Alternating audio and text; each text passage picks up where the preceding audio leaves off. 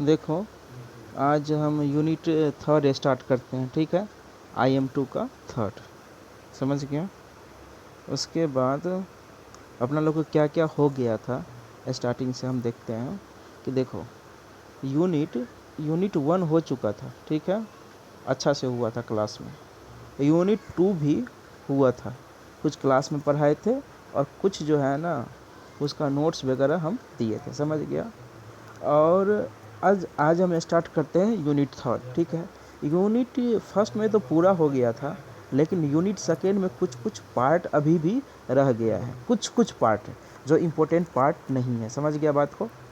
उसके बाद तुम लोग का एग्ज़ाम नज़दीक आने वाला है, शायद नोटिफिकेशन भी आ चुका है तुम लोग का, 1 मंथ है, समझ गया। अब पढ़ाई पर ध्यान दो और अच्छा से पढ़ाई पर ध्यान दो, ठीक है। और थोड़ा बहुत हम सिलेबस खींचेंगे और हर रोज़ अब देंगे। थोड़ा अब हम बिजी हो गए थे, चले गए थे कहीं और। तो तुम देखो, आज यूनिट थर्ड में क्या है, सबसे पहले प्लांट लोकेशन है, समझ गया बात को। उसके बाद उसका जो फर्स्ट टॉपिक है तुम्हारा plant location and it's important advantage of urban, ये सब बाद में हम देखेंगे, ठीक है। तो प्लांट लोकेशन क्या होता है, क्या नहीं होता है, क्यों ज़रूरत पड़ा, क्या नहीं। लोकेशन मतलब क्या हो गया, तुम्हारा जगह कहाँ हम सेलेक्ट करेंगे, समझ गया बात को। तो प्लांट लोकेशन क्या होता है, देखो कि ये लोकेशन 1 है का जहाँ पे तुम इंडस्ट्री बैठाना चाहते हो, जहाँ पे तुम कुछ प्लांट लगाना चाहते हो, तो प्लांट 1 एक ये 1 है, ये एक 2 है, समझ गया बात को। तो क्या है तुम्हारा 1 जो है, तुम्हारा एक एग्जाम्पल ले लेते हैं कि एक दिल्ली में है, और सेकेंड जो हो गया तुम्हारा बिहार ले लेते हैं, जहाँ पटना वगैरह ले लेते हैं, समझ गया बात को। फर्स्ट में क्या लेंगे, दिल्ली का लोकेशन, सेकेंड में दिल्ली और सेकेंड में बिहार का लोकेशन। तो तुम कहाँ पे इंडस्ट्री वगैरह लगाना चाहोगे, तो सबसे पहले तुम देखोगे कि वहाँ पे फर्स्ट में जो है ना, दिल्ली गवर्नमेंट जो है ना इतना ज़्यादा टैक्स नहीं ले रहा है इंडस्ट्री के केस में, समझ गया बात को। लेकिन सेकेंड वाला केस जो है तुम्हारा बहुत ज़्यादा टैक्स पे ले रहा है, किससे, जो इंडस्ट्री जो प्लांट लगा रहा है।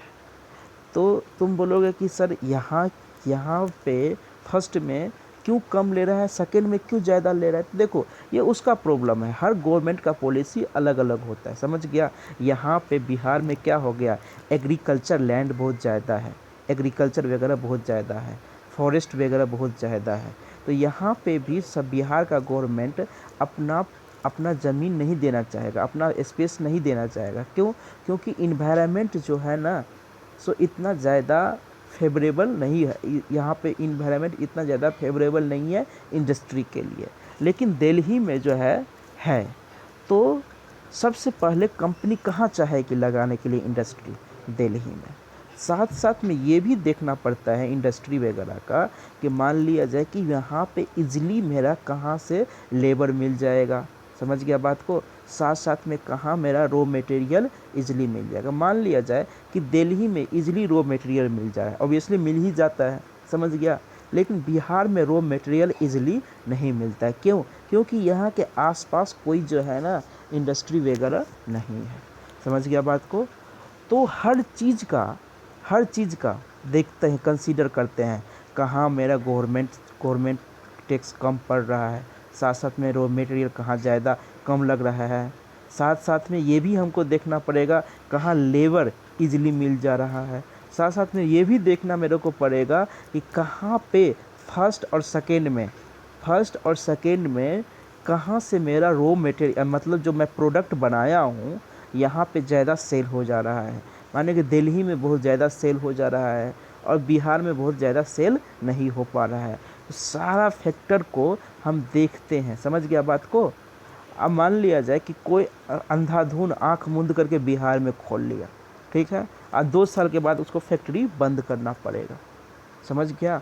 तो कोई भी प्लांट या इंडस्ट्री वैसे नहीं लगाते हैं, सबसे पहले उसका लोकेशन देखते हैं कि मेरा लोकेशन कहाँ पे फेवरेबल है कि नहीं फेवरेबल है, समझ गया। तो प्लांट लोकेशन वही है, चूज करना होता है कि प्लांट लोकेशन पहले चूज करना होता है कि कैसा है कैसा नहीं है, उसके बाद इंडस्ट्री बैठाते हैं। पहले के दिन में क्या होता था, जो इंडस्ट्री वगैरह लगाता था कि रेंडमली कहीं चूज करके रेंडमली खोल देता था, समझ गया बात को। लेकिन अब ऐसा नहीं है, रेंडमली खोल तो देता था पहले, लेकिन क्या होता था, यहाँ पे ट्रांसपोर्टेशन कॉस्ट बहुत ज़्यादा पड़ जाता था, लेबर मिलता नहीं था, रॉ मटेरियल बहुत ज़्यादा प्राइस में मिलता था, तो कंपनी जो है ना फेल होने लगता था, समझ गया। तो अब क्या होता है, पहले फोरकास्टिंग किया जाता है। फोरकास्टिंग का मतलब ये होता है तुम्हारा कि हर तरह का लोकेशन है, एक लोकेशन ये है, एक first location, second location, third location, हर तरह का लोकेशन है, और लोकेशन पे एनालाइज करेगा कि मेरा कहाँ से सबसे ज़्यादा रॉ मटेरियल कम पड़ेगा, रॉ मटेरियल का प्राइस कम पड़ेगा, ट्रांसपोर्टेशन कॉस्ट कम पड़ेगा, साथ साथ में मेरा कस्टमर कहाँ सबसे ज़्यादा मिलेगा, ये भी देखा जाता है। तो हर तरह का फैक्टर को कंसीडर कर करके जहाँ पे सबसे ज़्यादा कंपनी को एडवांटेज लगता है, यहाँ पे अपना प्लांट खोलता है, समझ गया बात को। तो इसीलिए प्लांट लोकेशन का ज़रूरत पड़ा, समझ गया। अब प्लांट लोकेशन बहुत ज़्यादा इम्पोर्टेंट है।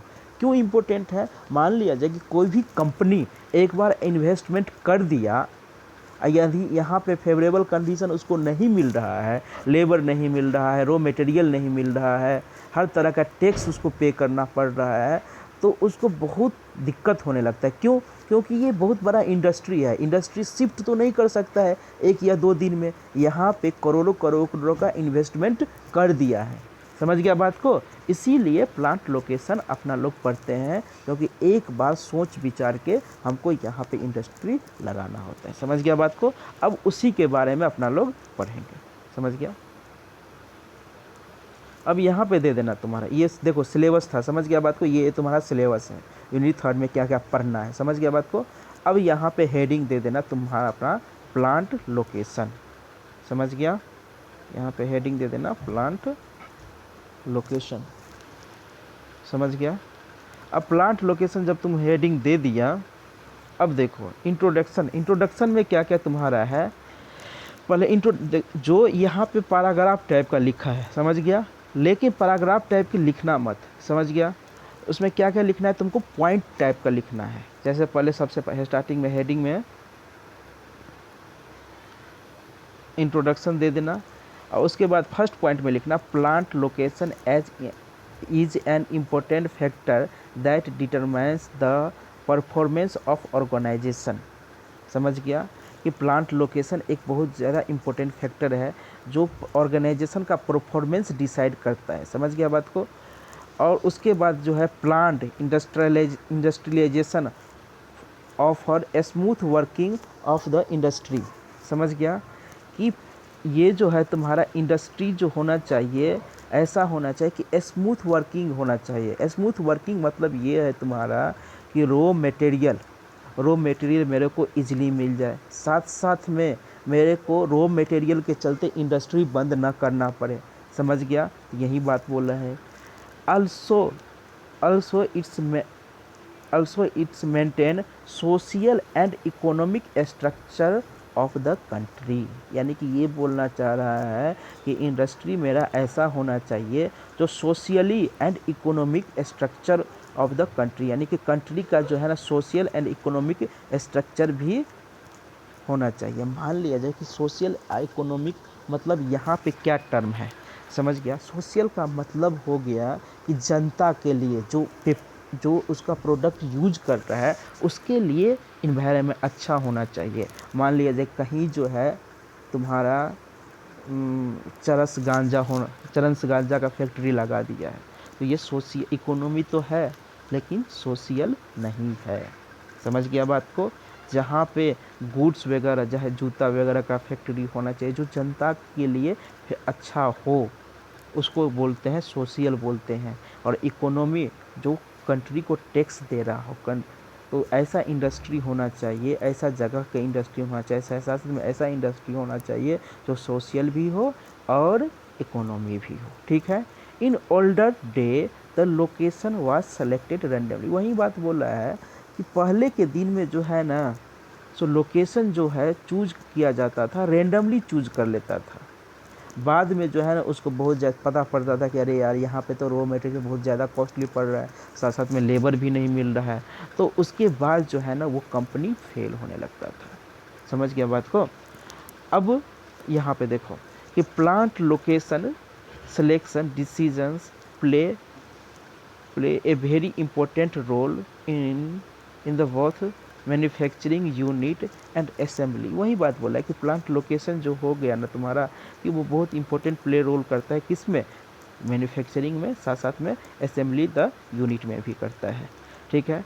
The location is decided as per nature and size of the organisation and product to be manufactured.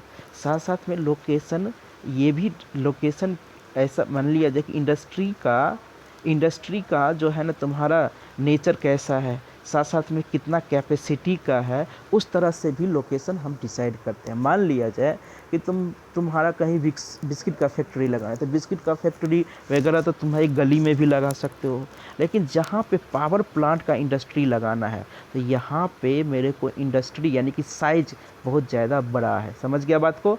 बहुत ज़्यादा यदि बड़ा है तो उसका लोकेशन भी उतना ही जगह चाहिए, साथ साथ में प्लांट वगैरह एक सिटी के नियर नहीं होना चाहिए। समझ गया। तो ये बोल दिया है कि nature and size of the organisation of the product of manufacture. और साथ साथ में प्रोडक्ट, कौन सा प्रोडक्ट तुम मैन्युफैक्चर कर रहे हो उसका भी जो है ना इफेक्ट पड़ता है। जैसे मान लिया जाए कि दिल्ली के मेन मार्केट में यदि मैं केमिकल इंडस्ट्री लगा दूं तो पूरा जो है ना यहाँ पे, जहाँ पे दिल्ली में हर आदमी रहता है, समझ गया बात को, दिल्ली में बहुत जन पॉपुलेशन है, समझ गया। यदि केमिकल इंडस्ट्री तुम लगा दोगे तो यहाँ का पोल्यूशन बहुत ज़्यादा हो जाएगा और दिल्ली के लिए बहुत ख़तरनाक होगा। समझ गया। तो हमको केमिकल इंडस्ट्री को कहाँ लगाना है, जहाँ पे आदमी वगैरह नहीं रहता है। समझ गया बात को। उसके बाद यानी कि कौन सा यहाँ पे बोल दिया है कि प्रोडक्ट भी कौन सा प्रोडक्ट तुम बना रहे हो उस पर, और साथ साथ में साइज क्या है उस पर भी जो है ना लोकेशन डिपेंड करता है। समझ गया बात को। तो ये इंट्रोडक्शन में तुम पॉइंट वाइज लिखना है। समझ गया। अब आगे बढ़ते हैं। उसके बाद देखो उसमें क्या बोला है कि इम्पोर्टेंस ऑफ प्लांट लोकेशन। समझ उसका इम्पोर्टेंट क्या क्या है।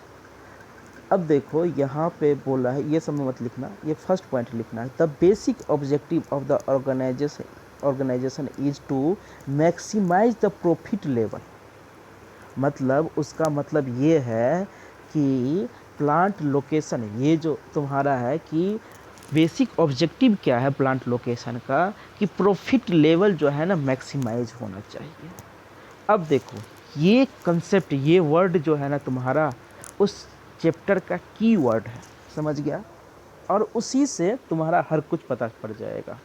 अब देखते रहो। समझ पहले कि एक एग्जांपल लेते हैं कि एक प्लांट 1 ये है, प्लांट 2 है। समझ गया। ये 1 है और ये 2 है। अब देख दो तरह का लोकेशन है। तो मान लिया जाए कि ये जो है तुम्हारा दिल्ली में है और ये बिहार में है। बिहार में पटना ले ले। समझ गया। ये दिल्ली ले ले और ये बिहार ले ले, सॉरी। अब देख यहाँ पे तुम्हारा बिहार में क्या है कि गवर्नमेंट तुम्हारा ज़्यादा टैक्स लेगा। समझ गया। लेकिन दिल्ली में इतना ज़्यादा नहीं लेगा। First point. सेकेंड पॉइंट ये है कि तुम्हारा यहाँ पे लेबर नहीं ज़्यादा मिलेगा, लेकिन दिल्ली में जो है ना तुम्हारा लेबर इजली मिल जाएगा। समझ गया। रॉ मटेरियल दिल्ली में तुमको इजली मिल जाएगा और बिहार में इजली नहीं मिलेगा। मान लिया जाए कि रॉ मटेरियल दिल्ली वाले को दिल्ली से ही मिल जाएगा, लेकिन बिहार वाले को दिल्ली से ले जाना पड़ेगा रॉ मटेरियल। समझ रहा है बात को। तो ट्रांसपोर्टेशन कॉस्ट किसका ज़्यादा पड़ गया, जो प्लांट बिहार में लगाया है। समझ गया। अब देख कोई प्रोडक्ट वो निकाला, दोनों प्रोडक्ट निकाला, दिल्ली वाले भी निकाला और साथ साथ में बिहार वाले भी निकाला। तो उसको जो बेचना पड़ेगा सेम कॉस्ट पर बेचना पड़ेगा, समझ गया। अब दिल्ली वाले का लागत यानी कि एक प्रोडक्ट का लागत यानी कि एक प्रोडक्ट का कॉस्ट जो मैन्युफैक्चर्ड कॉस्ट है वो 25 रुपया अब लगा। ऑब्वियसली बिहार वाले को बहुत ज़्यादा पड़ेगा, क्योंकि ना उसका रॉ मटेरियल ट्रांसपोर्टेशन कॉस्ट भी बहुत ज़्यादा पड़ गया, साथ साथ में लेबर कॉस्ट भी बहुत ज़्यादा पड़ गया, साथ साथ में रॉ मटेरियल का जो भी वगैरह है उसका मान लिया जाए कि 30 रुपया पड़ गया। समझ गया बात को। अब देख ये प्रोडक्ट को सेल कर रहा है तुम्हारा 40 में, तो अब देख बिहार वाले का प्रॉफिट ओनली 10 रुपया है, समझ गया। और दिल्ली वाले का प्रॉफिट जो हो गया तुम्हारा 15 रुपीज़ है, समझ गया। तो मान लिया जाए कि प्रॉफिट यदि मैक्सिमाइज करना है तो प्लांट लोकेशन बहुत ज़्यादा इम्पोर्टेंट रोल होगा। क्यों? क्योंकि देखो यदि कॉस्ट मिनिमम कब पड़ेगा, जब सारा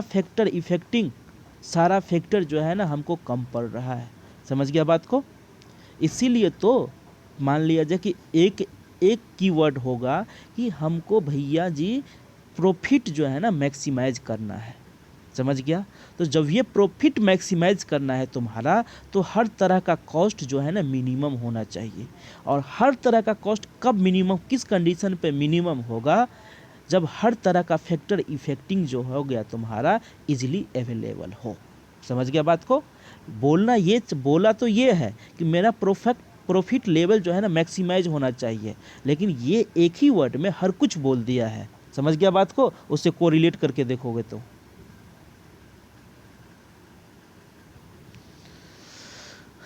अब देखो